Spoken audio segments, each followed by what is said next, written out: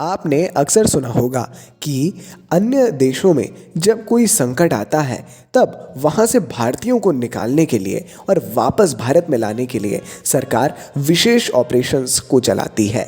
इन्हीं ऑपरेशंस की जानकारी आज के इस वीडियो में हम प्राप्त करेंगे। इवैक्यूएशन ऑपरेशंस या संकटकालीन निकासी अभियान इन्हें औपचारिक भाषा में कहा जाता है। आइए जानते हैं इनको शुरू से।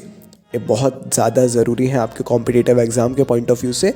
अच्छे से वीडियो को देखिएगा। चलिए जी जानते हैं पहले अभियान के बारे में। Kuwait airlift. जब भी बात आती है हमारे संकटकालीन निकासी अभियानों की तो भारत में पहला नाम है कुवैत एयरलिफ्ट। 1990 में जब करीब 1 लाख इराकी सैनिकों ने कुवैत पर आक्रमण किया तो राज परिवार के लोग और विशिष्ट व्यक्ति सऊदी अरब भाग गए तथा 1,70,000 से अधिक भारतीय वहां फंस गए। भारत ने कुवैत से 1,70,000 से अधिक भारतीयों को निकालने, हवाई मार्ग से लाने और हवाई मार्ग से लाने से उनको वापस लाने तक की पहल की। ये प्रोजेक्ट था कुवैत एयरलिफ्ट।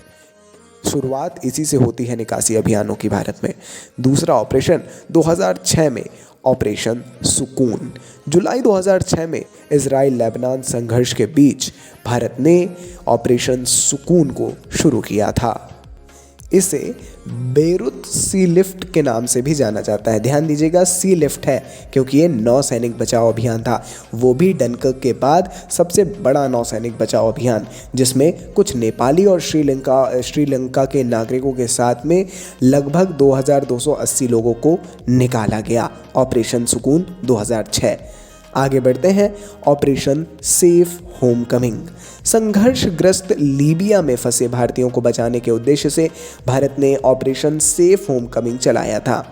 भारतीय नौसेना और एयर इंडिया के नेतृत्व में हवाई समुद्री अभियानों, ध्यान दीजिएगा हवाई समुद्री अभियान था ये, इसके माध्यम से 15,400 भारतीय नागरिकों को निकाला गया था। यह 2011 का प्रोजेक्ट है ना। कहाँ से? लीबिया से, ठीक है ना। फिर हमारा आता है ऑपरेशन मैत्री, बहुत फेमस है।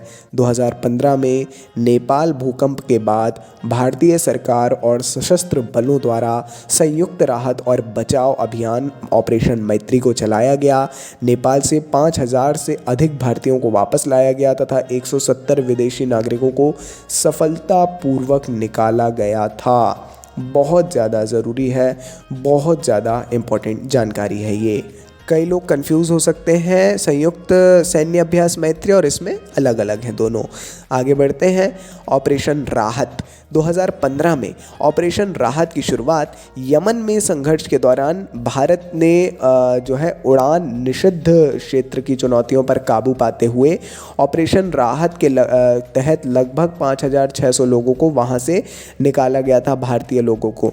अच्छा, है ये केवल भारतीय प्रोजेक्ट्स, केवल मतलब भारतीयों को वापस लाने के लिए, मगर हर एक ऑपरेशन में देखा जाता है कि कोई ना कोई अन्य राष्ट्र से भी आते हैं, है ना। कई मतलब कुछ, कई तो नहीं, कुछ ऐसे लोग होते हैं जो अन्य राष्ट्र से भी आते हैं। हमारा अगला प्रोजेक्ट है ऑपरेशन संकट मोचन। भारतीय वायुसेना ने दक्षिण सूडानी गृह युद्ध के दौरान ऑपरेशन संकट मोचन चलाया, जिसमें भारतीय नागरिकों और साथ में यहाँ पर लिखा है विदेशी नागरिकों को भी निकाला गया था। ऑपरेशन संकट मोचन, है ना, नाम भी बहुत इंटरेस्टिंग है। तो जाहिर है कि ऐसी सारी चीज़ें जो हैं आपको ऑटोमेटिकली याद हो जाती हैं। वीडियो में बहुत सारे नहीं लिए हैं, हालांकि यही हैं जितने हैं और इम्पोर्टेंट भी यही हैं, आप ये समझ के चल सकते हैं। अगला प्रोजेक्ट है ब्रुसेल्स निकासी 2016। बेल्जियम में आतंकवादी हमलों के जवाब में जेट एयरवेज की उड़ान के माध्यम से 242 भारतीयों को बेल्जियम से वापस लाया गया था और नाम था ब्रुसेल्स इवैक्यूएशन। फिर आते हैं हमारे ऑपरेशन इंसानियत।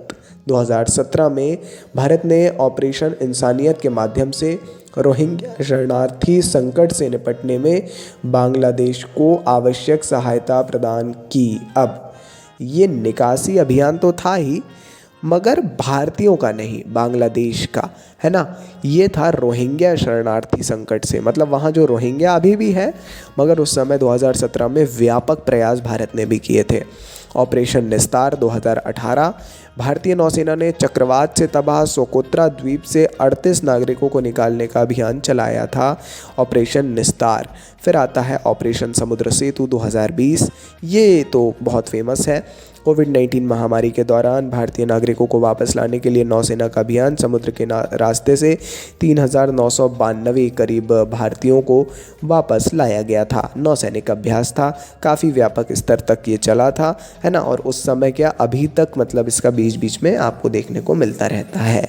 आगे बढ़ते हैं, ऑपरेशन देवी शक्ति।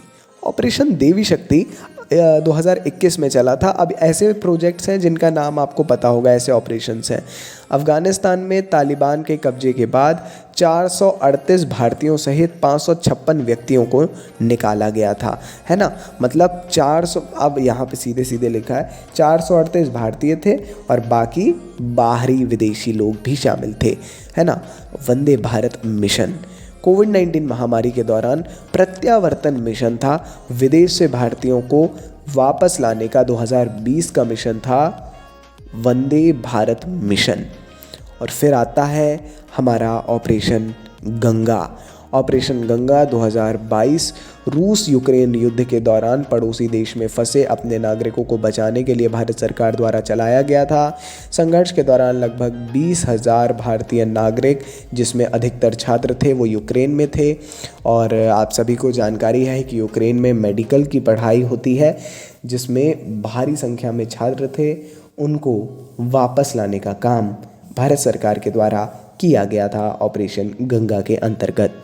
रोमानिया, हंगरी, पोलैंड, मोल्दोवा और स्लोवाकिया से इन देशों की सहायता से जो है नागरिकों को वापस लाया गया, है ना। ये सब वहीं के क्षेत्रीय ही देश हैं, आपको इसकी जानकारी होगी। चलिए जी, ये थी आज के इस वीडियो की अंतिम जानकारी। कोई भी कन्फ्यूज़न हो अगर अभी इस वीडियो से रिलेटेड ज़रूर पूछ लीजिए।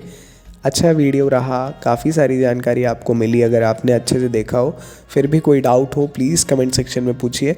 अपन मिलेंगे ऐसी ढेर सारी जानकारी के साथ अगले वीडियो में। सपोर्ट अपना बनाए रखिए। नमस्कार जी, डायनामिक इम्पल्शन।